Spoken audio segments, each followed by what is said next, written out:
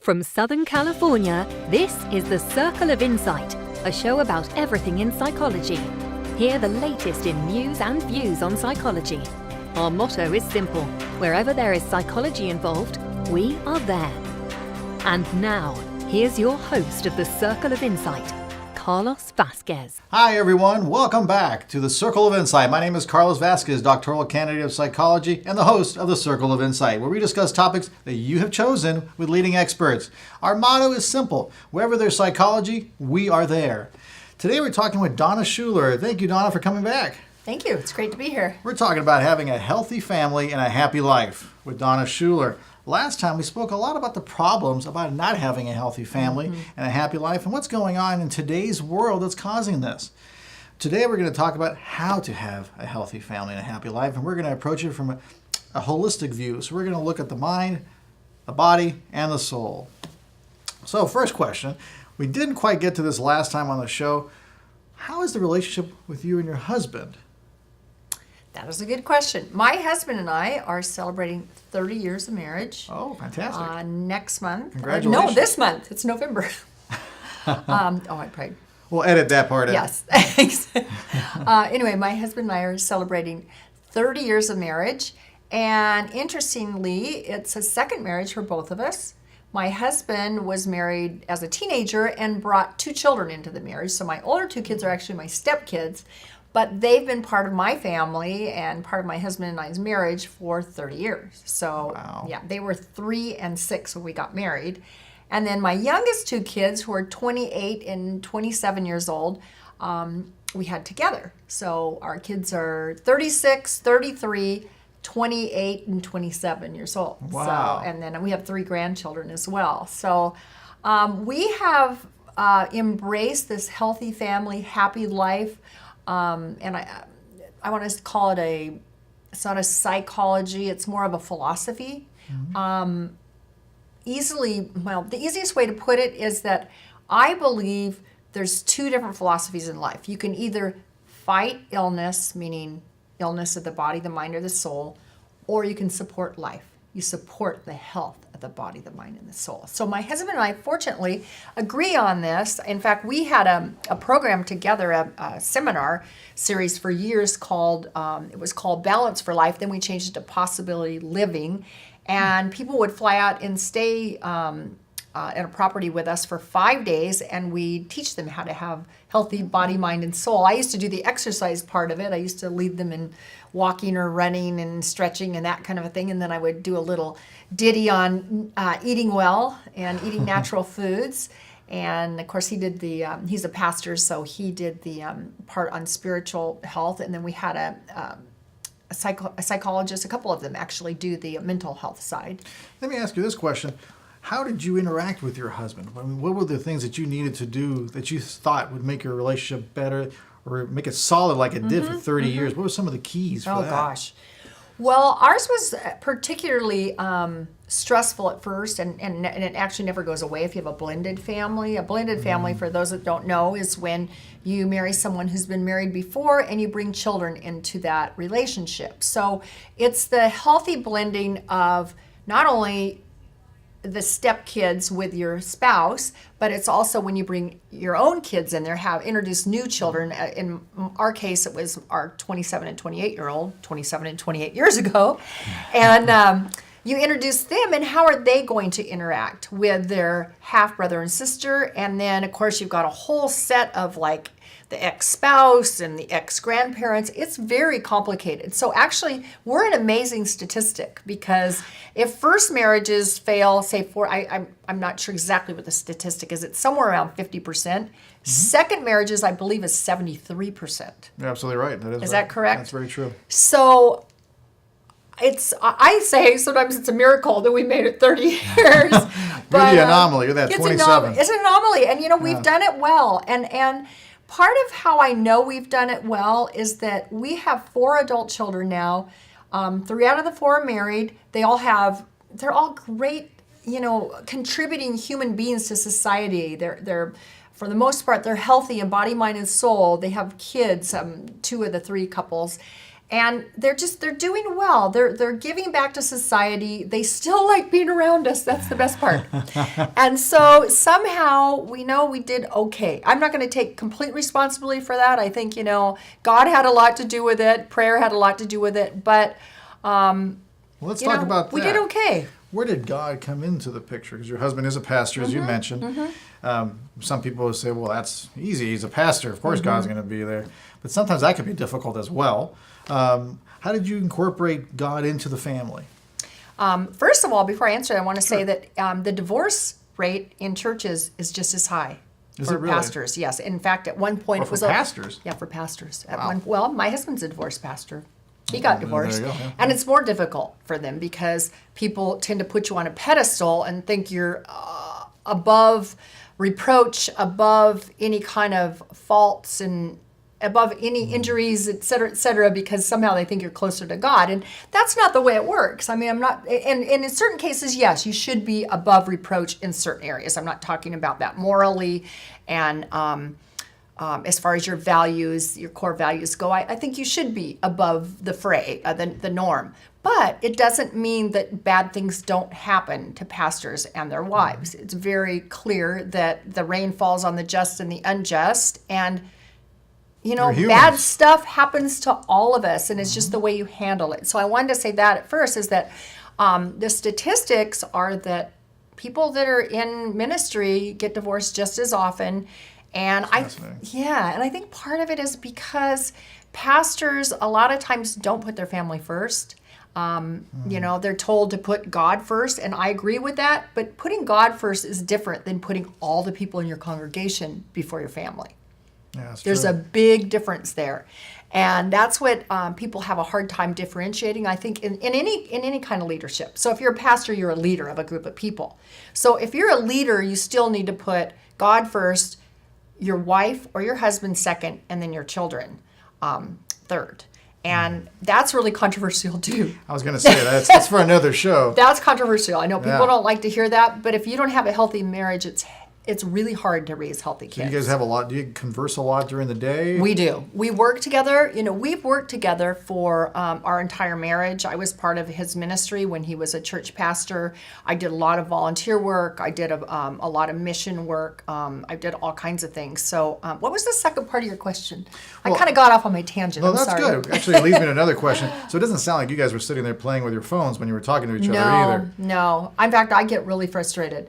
He takes more calls now than I do if we're together in the car. I have a rule too. I will not answer my phone or be on the phone if he's driving the car and I'm his passenger, or vice versa. You think it's helped? I think it's rude. Yeah, and I think it's helped. I will not be on the phone. And he makes exceptions because he's always like, no, I'm waiting for this call back. And I understand that. He's got all kinds of things going on and he's waiting for calls back. But my thought is, if you're driving from point A to point B and you've got 10 minutes in the car together, stay off the phone, because you can call that person back in 10 minutes. And I don't buy the whole excuse, oh no, they won't be available. Well, if they're not available in 10 minutes, maybe they'll be available in 20 minutes. But I think it's a matter of respect, not being on the phone. And I won't pick up a phone call from a girlfriend that's calling me if I've got one of my kids in the car with me. I feel like it tells my kids or anybody I'm in the car with, if I pick up that phone, the person on the end of that phone is more important than they are. That's how I feel. That's a very good and point. I actually have something in my book on, I forget which chapter, communication. But I think for me, I'm not saying I'm right. I'm just saying that's the way I perceive it, is that if you pick up a phone when you're with somebody else, then that means that person's more important to you. So we're going back to almost the main theme of the first show as well, which is really keep engaged with the individual. Yeah. Your significant other, your husband, your wife, Yes. your children. Keep engaged. Get the distractions out of the way. They come first. Prayer? Prayer, absolutely. Do you pray together? Do you pray Absolutely. separately? Both. Right? Both. I was a new pastor's wife. I'd never been a pastor's wife before I was 28 years old. That's another good show, actually. Pastor's Wife. Oh my goodness, yeah. That's a really good one, because there's a lot of stories there of what people expect out of pastors' wives. We could have another hour together, another day. Maybe we'll do that if you want. That'd be great. But prayer, definitely we pray together. We pray separately. I have time alone every morning where I have a little prayer list and I get my time alone and pray and meditate. I like to say prayer is talking to God. Meditation is just being quiet listening to what God has to say. Again, it goes back into we have so much noise these days coming at us. That doesn't happen very often. No. Staying quiet is not common today. No, it isn't. And it's only a matter of like 5 minutes. Be quiet for 5 minutes. Anybody can get up 5 minutes early and just be quiet. You don't have to say anything. You don't have to write anything. You don't have to read anything. It's amazing what just staring at your backyard will do for you. And deep breathing and just... So my husband respects me and I respect him in our various ways that we pray together or apart. My activities, his activities. We come together a lot. Like I said, we work together for many years, but he respects my individuality and I respect his. And that's a really important part of having a healthy family, which, healthy marriage, healthy family. That's actually, I'm thinking of writing another little book called Healthy Marriage, Happy Life. So I'm thinking, this is such a small book, I'm thinking of doing little sequels. And small book with a lot of pop. Yeah, well, thank you.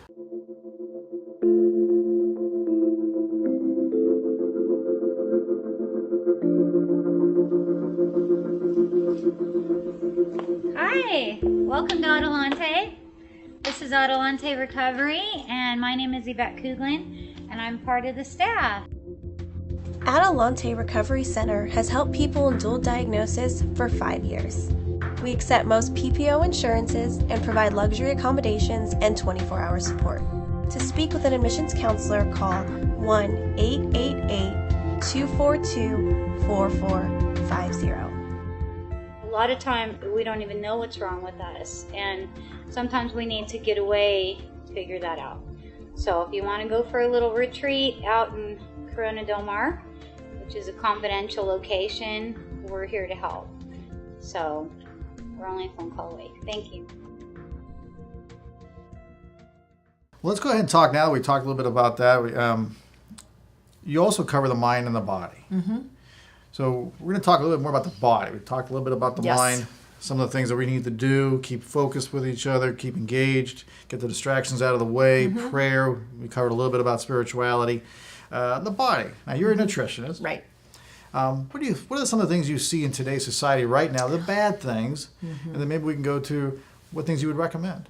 Well, people love to grab and go as far as food goes. And, fortunately, I think we're seeing more healthy grab and go places come up. I can't really list them off the top of my head right now, but I know there's a few close to where I live. So aside from fast foods, there's other... Right. It's like fast, healthy food, which wouldn't be my first choice. My first choice would be to encourage people to pack a healthy snack, a healthy meal, and eat healthy when they're home. But I don't think there's any trick to it. I don't ascribe to any special diet.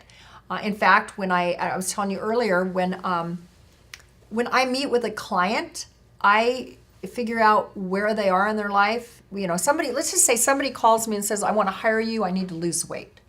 Put me on a program. Well, before I put them on a program, I ask them what kind of medication they take, how much they sleep every night, what's their stress level, do they like their job? First of all, do they have a job? Then do they like it? Are they married or single? If they're single, do you want to be married? So it takes me like an hour just to figure out where the person is because everybody's different. So for somebody to come to me and say, put me on a diet, I'm like, well, whoa. Let's just see where you are. Let's just see how healthy you are emotionally and psychologically. And then, of course, a lot of times that leads to me referring them out to people for coaching and counseling. I've had more than once recently where I sent one guy to a medical doctor. He had some problems, and it proved to be a great thing that I sent him. It helped him. And then another time I sent somebody to a psychologist. These are just within the last few months. It's much more complicated than just saying stop eating the Twinkies. Right. It's so much more complicated. But back to the eating, it's easy though, because here's what I like to say. Eat food as close to the way that God made it as possible. And notice that in the book. Just eat natural. I don't care what you eat so much, but stay away from refined sugars, refined starches.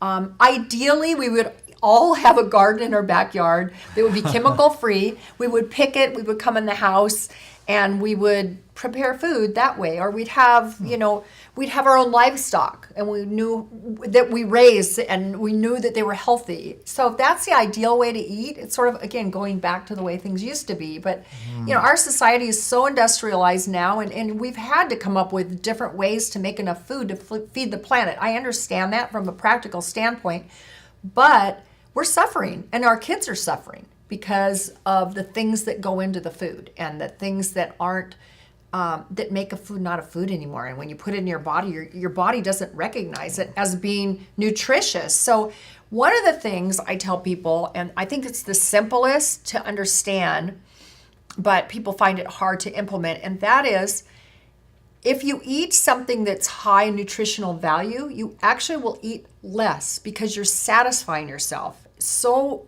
greatly that you don't get the cravings.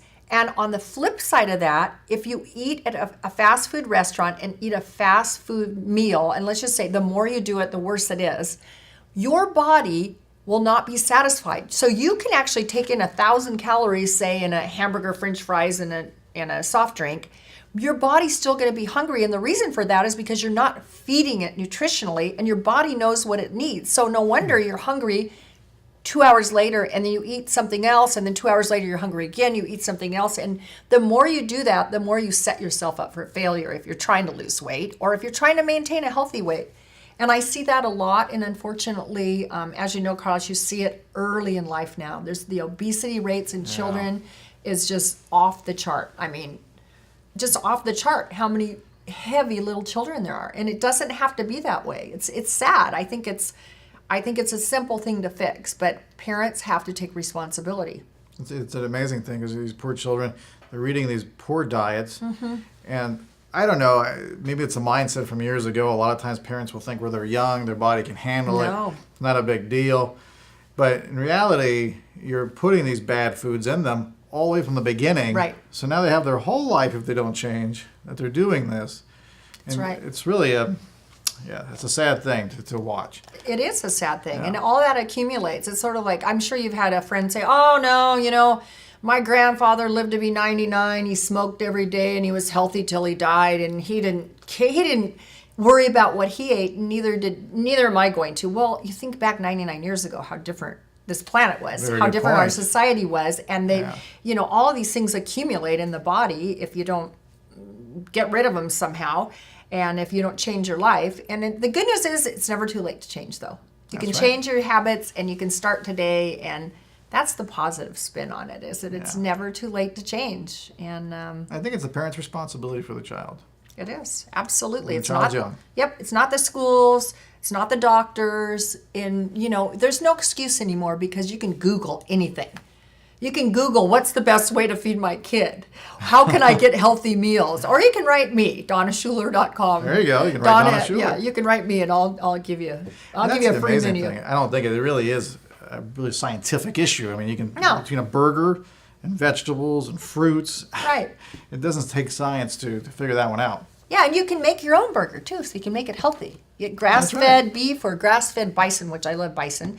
And just make sure it's certified. It's grass-fed because you won't have all the chemicals and hormones. Make sure that it's natural. Make sure that it's certified. I actually like to eat kosher food because kosher food, that's packaged under rabbinical supervision, happens to be a lot healthier in most cases, the meats especially, because of their respect and the way they treat the meat. So there's a way, you can still have a hamburger. I love hamburgers, but I don't eat bread that much, so I usually use lots of lettuce and a real healthy burger. I put all kinds of stuff in there. So you can still eat it. Yeah, I am kind of hungry right now.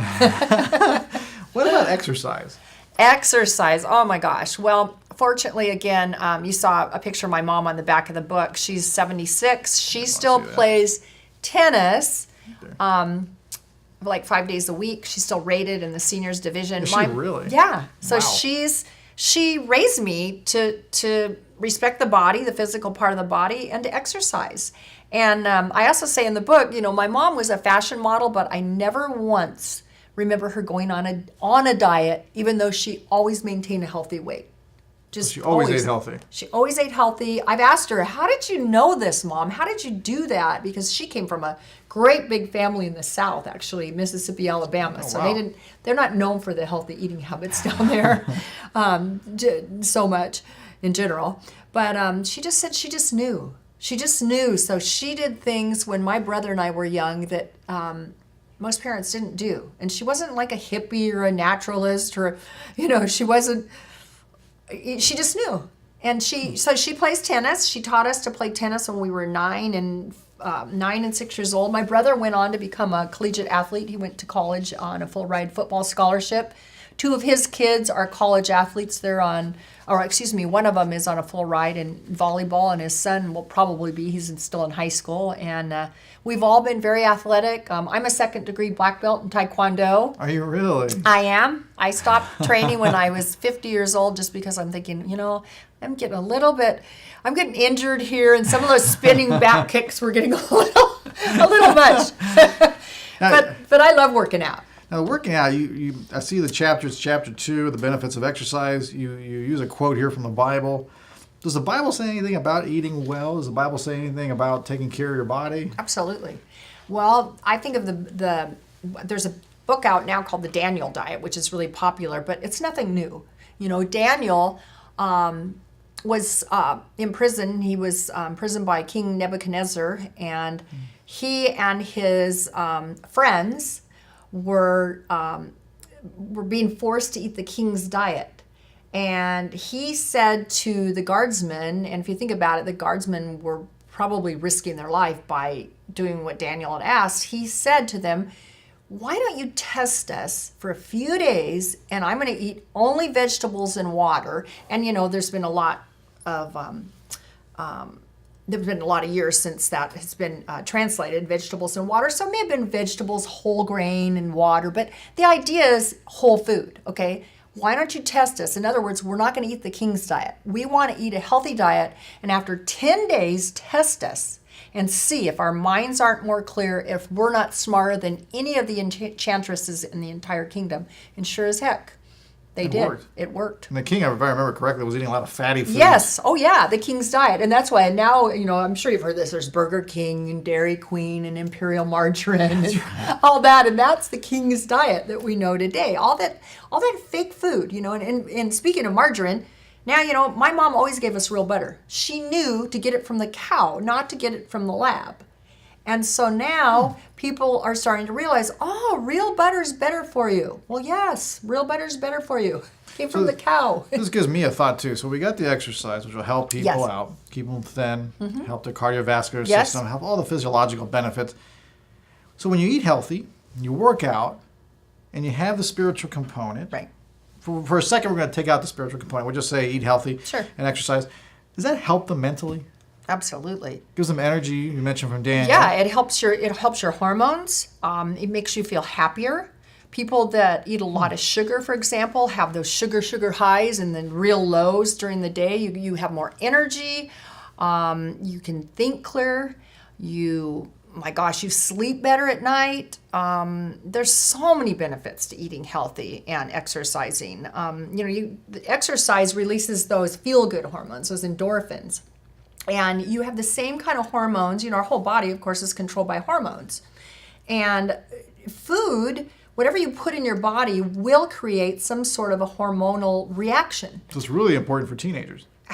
So important. And so important for teenagers that are involved in anything, whether it's, every teenager has to study and participate in testing. You've got athletes.